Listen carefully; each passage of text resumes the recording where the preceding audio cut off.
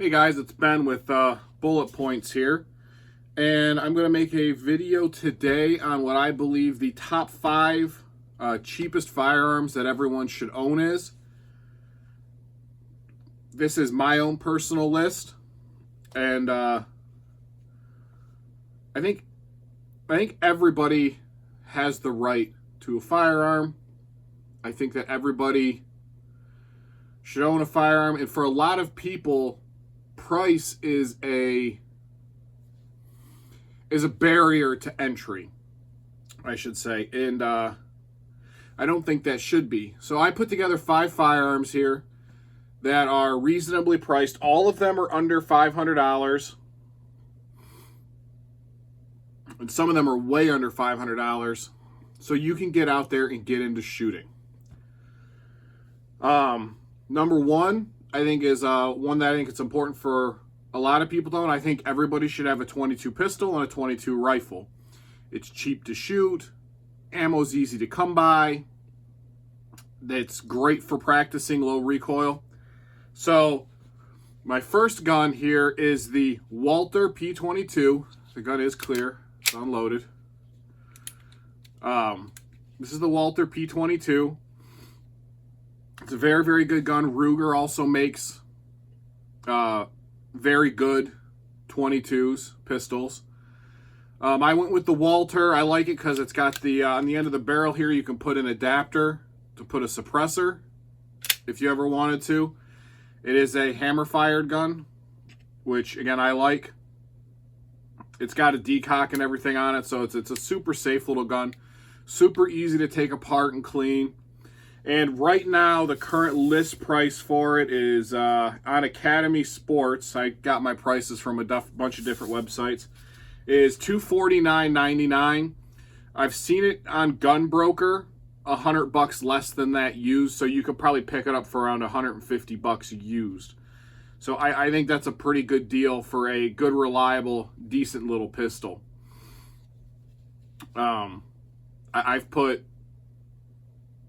I've probably put at least 1,000 rounds through this gun. And this particular one doesn't like subsonic ammo. Some of them it won't cycle. Anything that's like a Stinger or a Plus or a Mini Magazine, it fires flawlessly. So, I mean, keep that in mind if you're looking at getting one of these. I think the Rugers are a little better when it comes to being able to cycle a bunch of different kinds of ammo. Now, mine came with 2 single stack 10-round magazines. I have seen them come with 15-round mags if you're more interested in that. So number 2, I'm going to go to the Smith & Wesson Sigma 9mm. Now, this is a discontinued firearm. They don't make it anymore. But I bought this gun brand new about 15 years ago. I've put thousands of rounds through this firearm. It has never failed me. It's never jammed. It's never misfed. Nothing. And that's why this will make something else, because I bought this brand new for about $350 15 years ago. Right now, you can get them used for about $199.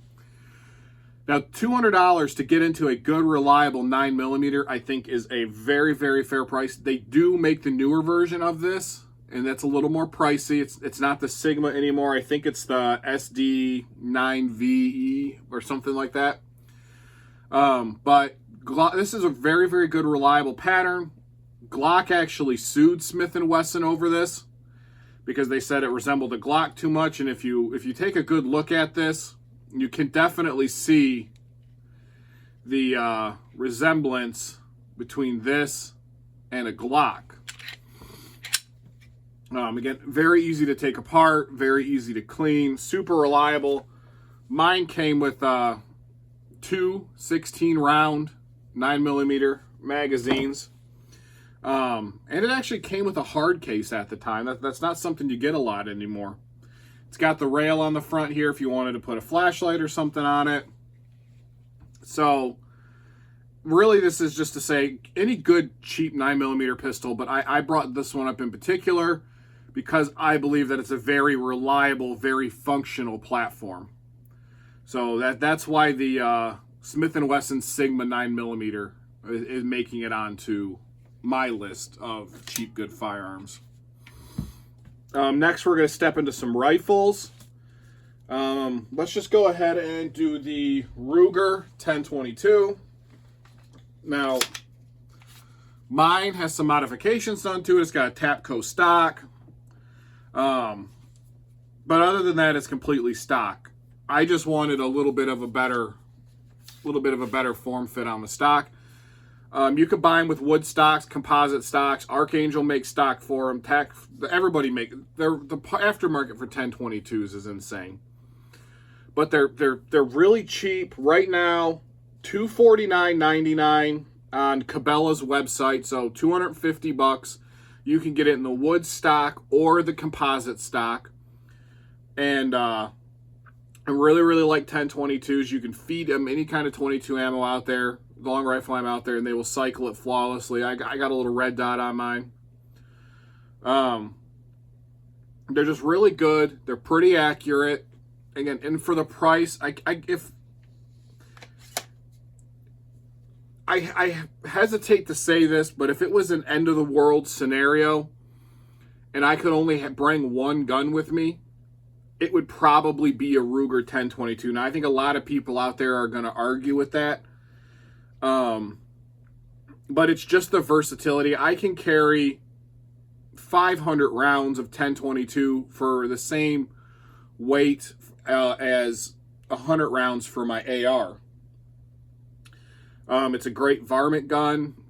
I've talked about this in my ammo video, but I've known people who claim they've taken coyotes with these, and I believe it's possible. I don't think I'd ever try, but I believe it's possible. So that's why the 10/22 makes it onto my list. It's just reliability, cheapness of ammo, and it's just a pattern that's worked for decades and decades and decades. Ruger's never really changed it, and there's a reason for that. So that's why the 10/22 makes it onto my list.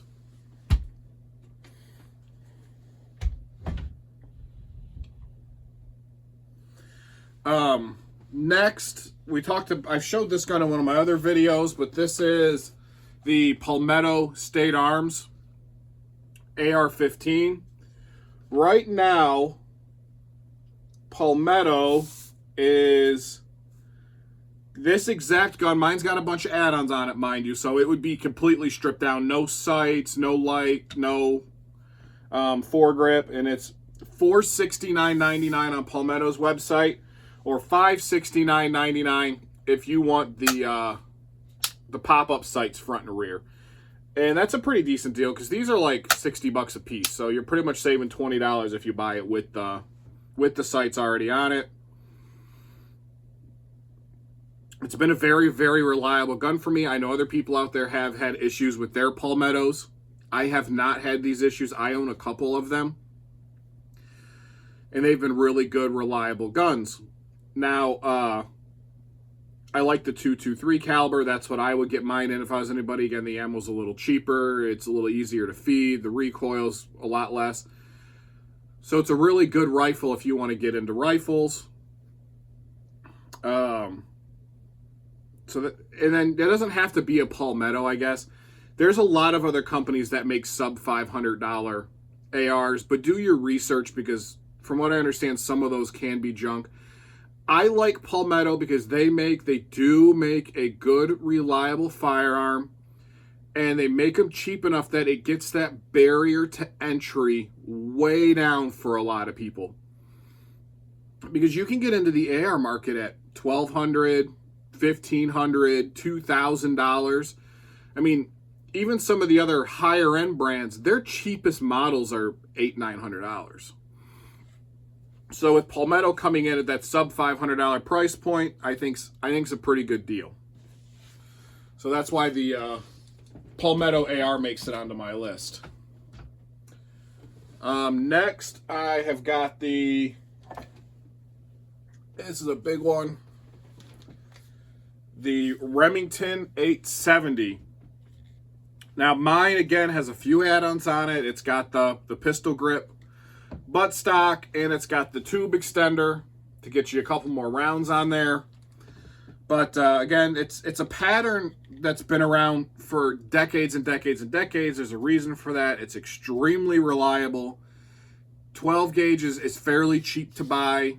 It's great for home defense. It's great for skeet shooting. It's great for hunting. You can do a lot of different things with this platform. Right now, about $350 to $400, depending on the website, for a base model. And the base models come with just the regular, like, rifle style stock. And you can either get it with wood furniture or the composite furniture. If you wanted the like the stainless steel version, that adds like another $100 to the price. Mine's Cerakoted green. I did that myself. It came out pretty good. I mean, you can tell there's scratches and bumps all over this. I've used this one quite a bit, but I think a shotgun is something everybody should have. You should have at least one of them in your house, whether it's a long barrel, short barrel, just because they're great for so many different things, and they are a cheaper gun to shoot. You could go to the skeet range and shoot all day for $50. You can't do that with a lot of other firearms. So that's why the Remington 870 is on my list. But you can go with a Mossberg 500.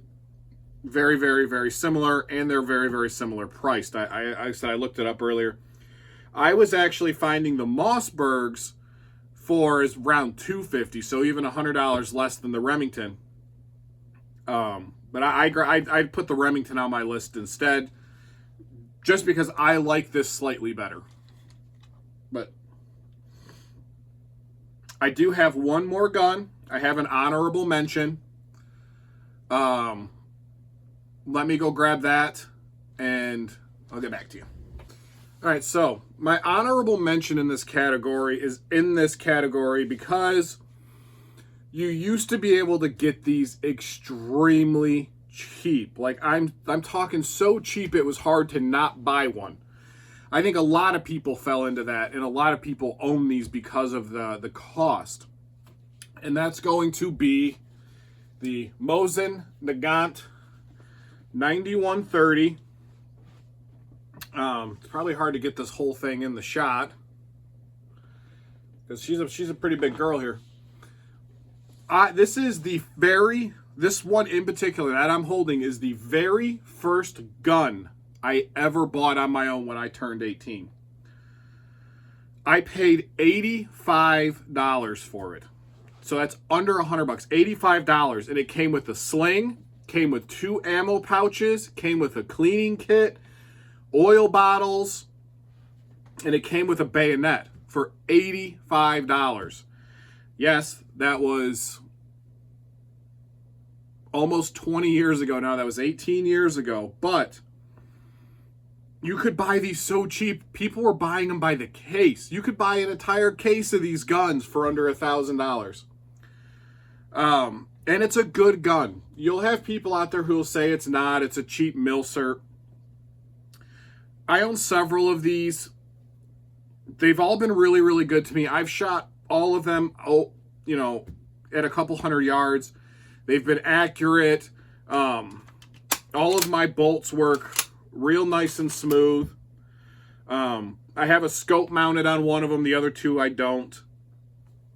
But they're just really, really good guns. Nowadays, you're looking anywhere between $350 to $550 for one of these. And then we're talking one of these ones, the base models. I call it a base model, but there's nothing special about this. It's just a Mosin. And the prices on these have got insane. Like, even years ago, like, the nice ones that you were paying $350 for 18 years ago are going for $1,200 to $2,000 these days. This gun makes it on my list just because it used to be extremely cheap to buy. It used to be extremely cheap to shoot. I mean, and still, you could still buy like the Wolf ammo, steel-cased Wolf ammo for around $8 a box. So that's 20 rounds for $8. So it's still pretty cheap to shoot. I actually got into reloading my own ammo for these. Again, I remember years ago I bought an entire brick of ammo for one of these, and I think I paid $200, probably less than that, maybe $180 for 440 rounds. So even back then it was cheap. That's why the Mosin makes it onto my list. The Mosins have a special place in my heart. They always will. This is the gun that got me into gun collecting. This is the gun that got me into Milcert rifles, because I found them so fascinating. So if you get a chance to pick one up for a reasonable cost, I would do it. I would highly recommend it. They're accurate. They got a lot of stopping power. I mean, you're talking pretty much a 30-06 equivalent rifle. It's just the hard thing about it is you can go out and pick up a Ruger American for about the same price you can get one of these. And with the Ruger American, you're getting a brand new gun. You could probably get a used one even cheaper. And the Ruger Americans are really, really good guns. They're really, really accurate. But there's just something about the Mosin that if you have the extra cash and you ever get a chance, pick one up and go shoot it. I love these guns. I always will. I wish I want to own more. Eventually I will own more. But the price is getting kind of prohibitive on these. But thanks for watching my video. Like, comment. If you have any questions, hit me up. I'll do my best to get back to everybody. And you guys have a great day. Thanks for watching.